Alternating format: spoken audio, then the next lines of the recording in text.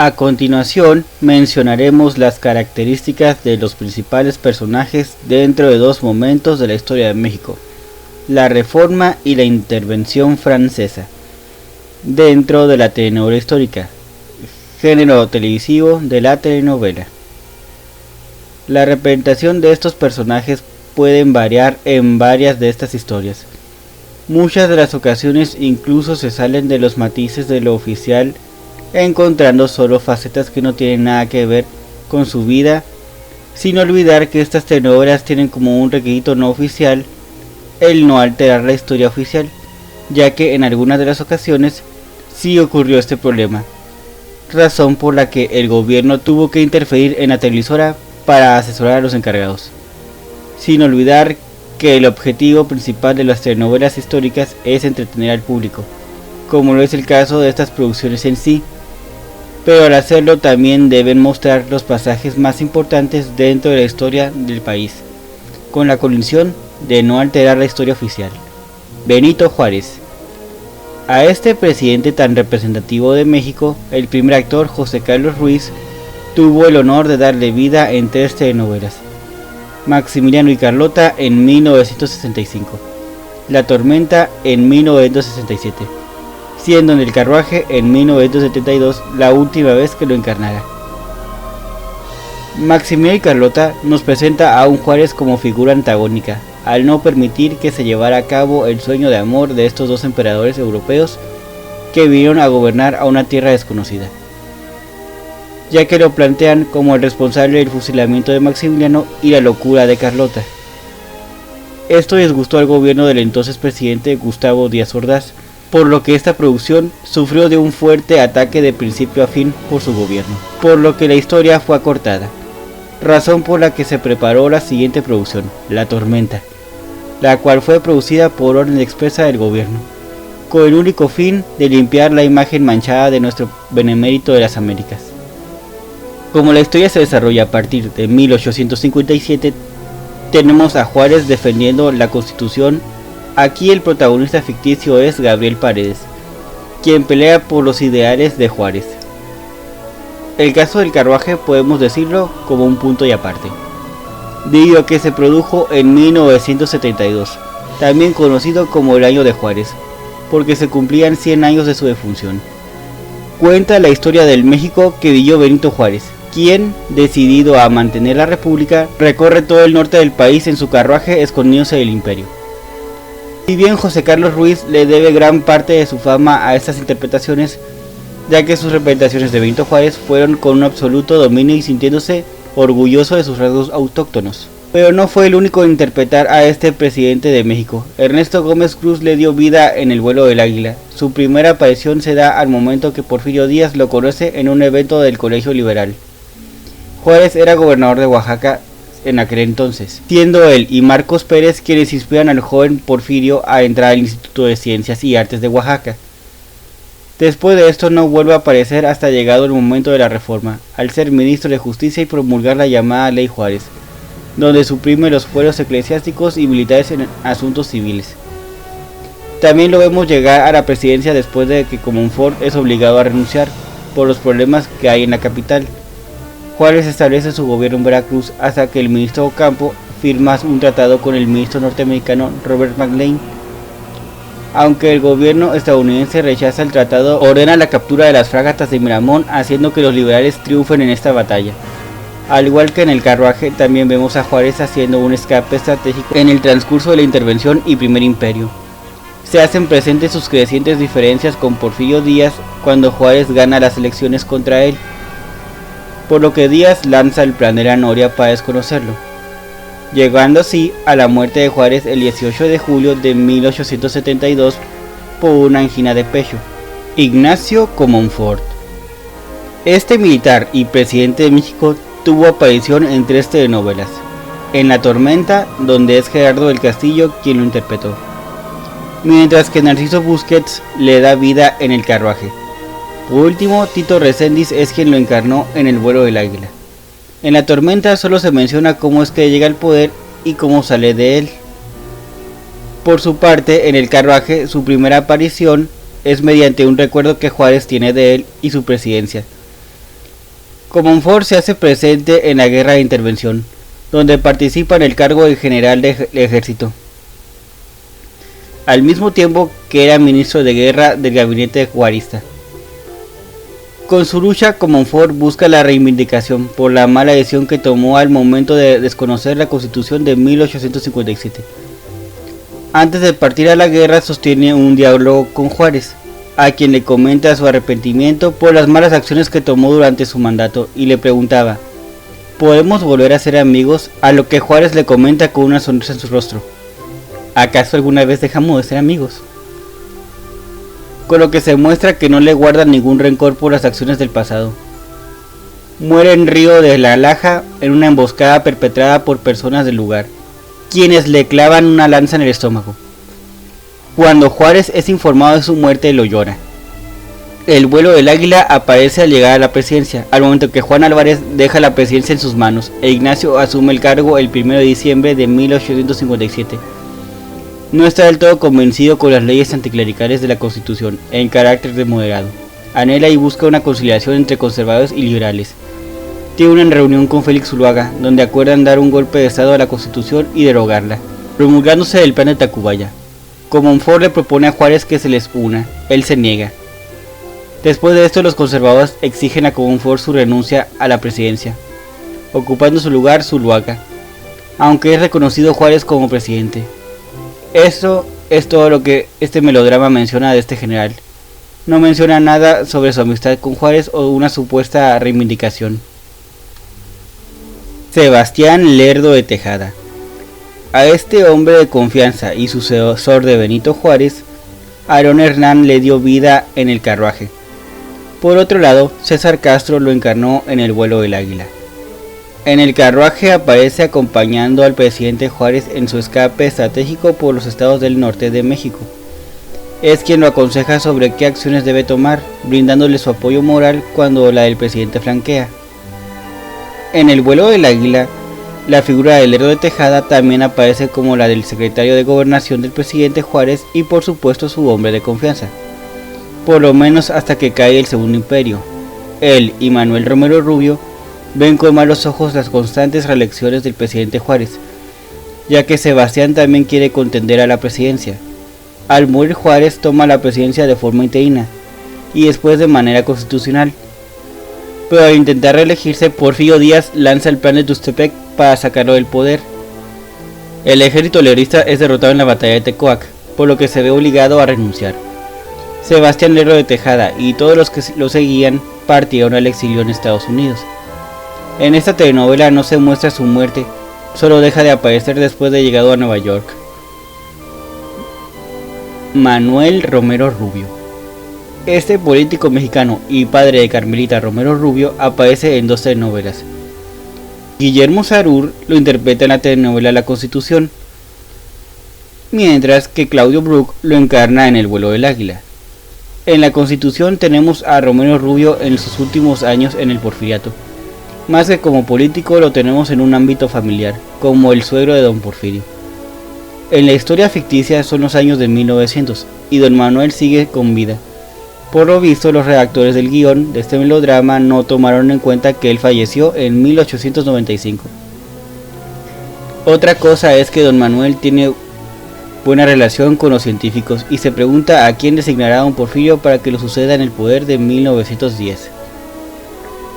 El vuelo del águila es un poco más acertado en el trato de este personaje. Su primera aparición se da en el mandato presidencial de Sebastián Lerdo de Tejada, su compadre, en el cargo de secretario de Relaciones Exteriores en Estados Unidos. Al caer el gobierno de don Sebastián, se va al exilio junto a él. Primero se niega a regresar a México por diferencias con el presidente Díaz. Después decide regresar al país en compañía de su familia. Aquí también lo podemos ver dentro de un ámbito familiar, al darse el matrimonio entre don Porfirio y su hija Carmelita, a quien, según la historia que nos plantea el melodrama, don Manuel la obliga a casarse con don Porfirio para sellar su alianza, siendo así como pasa a ocupar el puesto de secretario de Gobernación en 1884, cuando don Porfirio ocupa la presidencia en su segundo mandato. Sin más, Romero Rubio ocupa este puesto hasta su muerte en 1895. En sus últimos años se ve lo nervioso que lo pone la presencia de los científicos en el gabinete presidencial, por el temor de que estos lo desplazarán de su puesto de secretario. Sin más, en ambas presentaciones se le recuerda más que nada por el ser el suegro de don Porfirio, y no por sus acciones de gobierno. Carmen Romero Rubio.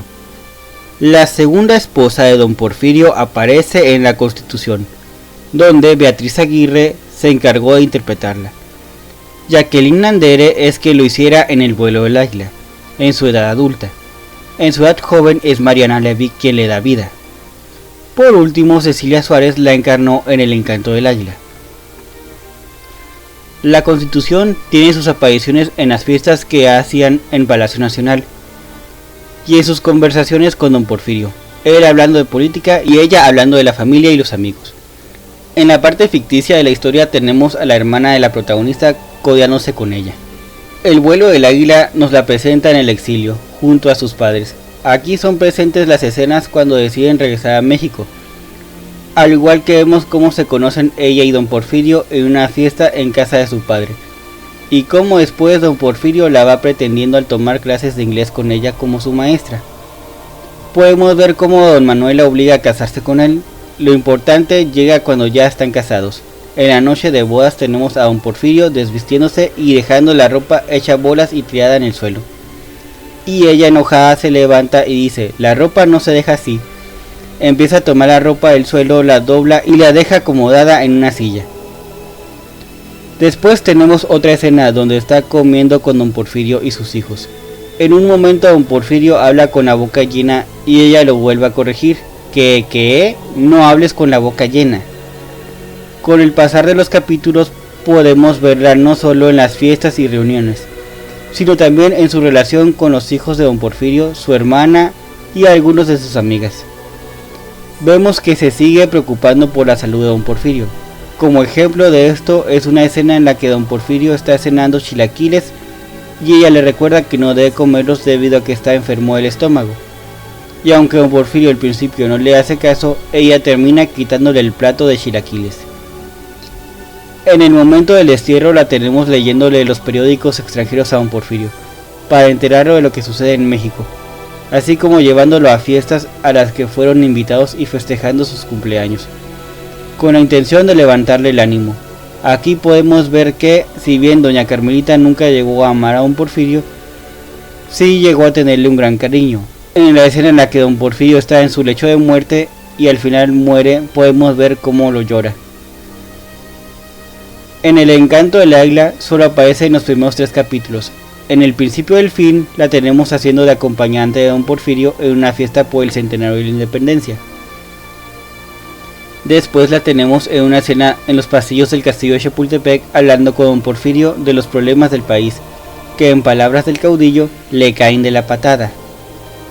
En el siguiente capítulo, Los mártires de Puebla, únicamente tiene una escena donde está festejando con Porfirio su aniversario de bodas, en compañía de sus hijos y nietos. Aquí podemos ver la perfecta relación que ella tenía con los hijos de su esposo. Por último, en El adiós al dictador, su primera escena se da en la casa presidencial, cuando le ofrece a don Porfirio una pastilla para su infección de la garganta. Después la tenemos en una escena donde ambos están cenando en compañía de Porfirito, o Firio, hijo de don Porfirio. En esta escena un criado de la casa llega con una carta, la cual toma doña Carmelita diciendo: cenemos en paz. Mientras la pone a un lado, a lo que don Porfirio le tiende la mano en señal de que le entregue la carta, y ella finalmente accede. Después de leer la carta, don Porfirio la arruga lentamente con una mano, se nota la tristeza en su cara. Después de unos minutos menciona: quieren mi renuncia. Al oír estas palabras, tanto Carmelita como Firio se ven afectados. Se lo imploro, general. Son las palabras con las que comienza la siguiente escena. Aquí tenemos a un don Porfirio y a una doña Carmelita en una sala, en pijamas, a altas horas de la noche. A pesar de esto, tenemos de fondo los gritos de una trifulca exigiendo la renuncia del presidente. Aquí don Porfirio menciona la posibilidad de hablar con el embajador alemán con la intención de pedir prestados soldados y armamentos, a lo que doña Carmelita reacciona de forma contraria al preguntarle: ¿qué pretende, general? ¿Que Pascual Orozco nos convierta a nosotros también en hojas de tamal? recordándole la masacre de los soldados federales en el cañón del Malpaso, a lo que después Orozco mandó los uniformes ensangrentados con una nota diciendo: ahí te van las hojas, mándame más tamales. Carmelita le pide a don Porfirio que piense en él, en sus hijos, en sus nietos y en ella al decirle las palabras: ¿y a mí? ¿Cuándo me dejará de ver como su enfermera, su acompañante de fiestas o su maestra de inglés? Poniéndose en pie dice: ¿cuándo va a entender que yo soy su esposa? Y termina de salir de la sala. Después de esto solo tenemos una escena en donde está acompañando a don Porfirio mientras este sube al tren con rumbo a Veracruz. Con esta serie podemos notar un poco de lo que vemos en el vuelo del águila. Tenemos a una doña Carmelita acompañando a don Porfirio en sus victorias y derrotas. Maximiliano y Carlota. Estos emperadores tuvieron su primera aparición en la pantalla chica en la telenovela histórica Maximiliano y Carlota. En palabras del maestro Alfredo Gudini, el máximo alucine de la historia. Aquí el argentino Guillermo Murray era el archiduque, mientras que la catalana María Rivas era la archiduquesa. La pareja resultó ser atractiva para el público televidente. La producción vistió hasta el último detalle los lujos con un libreto que depositaba todo el peso protagónico en los emperadores, contando con locaciones en el castillo de Chapultepec. Por su parte, Álvaro Cueva menciona en El mundo de las telenovelas que en esta historia podemos observar la decadencia del efímero imperio de Maximiliano en tierras mexicanas. Quienes se encargaron de encarnarlos en el carruaje fueron Carlos Moden y Nelly Meden. Aquí vemos al emperador en el año de 1867, al borde de perder el poder. Son más latentes los momentos de Maximiliano como emperador y sus políticas. Casi no aparece nada sobre su relación con Carlota, aunque por lo bajo podemos escuchar de sus amantes, y que la emperatriz sabe de estas mujeres. Por último, María Iván Martínez y Laura Flores les dieron vida a los emperadores en El vuelo del águila, siendo su entrada en el capítulo La guerra, donde aparecen en los episodios Maximiliano y Carlota, cuando los conservadores viajan a Europa y le proponen al entonces archiduque la corona de México. Vemos cómo la archiduquesa Sofía, madre de Maximiliano, y su esposa Carlota le meten presión para que acepte la propuesta. Él acepta con la condición de que la mayoría de los mexicanos lo acepten como soberano. Los conservadores le presentan cifras engañosas, con lo que logran convencerlo de aceptar la corona. El emperador de Austria, Francisco José, hermano de Maximiliano, lo obliga a renunciar a sus derechos al trono austriaco. Se ve cómo hizo esperar por llegar a México, su llegada tan seca y coronación como emperador. En el siguiente capítulo, El Imperio, tenemos más de la relación de Maximiliano con su esposa Carlota. Vemos que se tratan con cariño, no se hace mención de las infidelidades de este hacia ella, y vemos las acciones tomadas por el emperador Maximiliano, y cómo lo van abandonando quienes lo ayudaron a llegar al gobierno, al considerarlo un liberal más radical que Benito Juárez. Tenemos un emperador liberal. Se va derrumbando su imperio, le pide a Carlota, que ya presentaba síntomas de locura, que se regrese a Europa. Aunque aquí se menciona que le pide que se vaya para protegerla de la guerra y que haya su imperio. Ella va y pide ayuda a Napoleón III, mismo que este se niega a darle. Maximiliano marcha hacia Querétaro, donde es sitiado. Se rinde el 15 de mayo tras 63 días de sitio. Hay una escena donde le entrega su espada a Mariano Escobedo. Con esto queda clara su rendición. La escena en que Maximiliano es pasado por las armas es una escena muy emotiva, donde lo vemos al momento de otorgarle su lugar al general Miramón, como disculpa de no poder ofrecerle algo mejor. Después le entrega una moneda de oro a cada uno de los soldados que va a fusilarlo, diciéndoles: apunten bien al corazón. El capitán a cargo del pelotón se disculpa por lo que va a hacer, a lo que él le responde: no se disculpe, no se disculpe, no tengo nada que perdonarle. Antes de que el capitán gritara fuego, se escucha a Maximiliano gritando: ¡Viva México!, y es fusilado. Escenas de después de esto tenemos a Carlota encerrada en el cuarto de un castillo de Bélgica, llamando a Maximiliano en su locura, con lo que terminan las apariciones de estos polémicos gobernantes en las telenovelas mexicanas. Otros personajes. No solo fueron los personajes anteriores los únicos en aparecer representados en Maximiliano y Carlota, La Tormenta, El Carruaje y El vuelo del águila. También podemos mencionar otros casos como el general Mariano Escobedo, que tuvo una aparición muy importante en El Carruaje, interpretado por el primer actor Germán Robles, donde incluso es abordado mediante la ficción, mientras que en El vuelo del águila, donde le diera vida a Gastón Tucek, su aparición solo es en los momentos más importantes de las batallas por la República, dado que él fue un militar muy importante en este periodo de la historia, y según dicen fue uno de los más presidenciales gracias a sus victorias en la guerra. Un momento memorable en ambas historias sería cuando Maximiliano se rinde ante él, entregándole su espada, aunque este hecho fue significado de manera distinta en ambos seriales. También podríamos mencionar el caso de doña Margarita Maza de Juárez, quien apareció en La Tormenta, donde le dio vida a Celia Manzano. Su aparición en este serial es desconocida, por lo que no hay mucho que pueda decir de ella. En El carruaje fue interpretada por María Elena Márquez.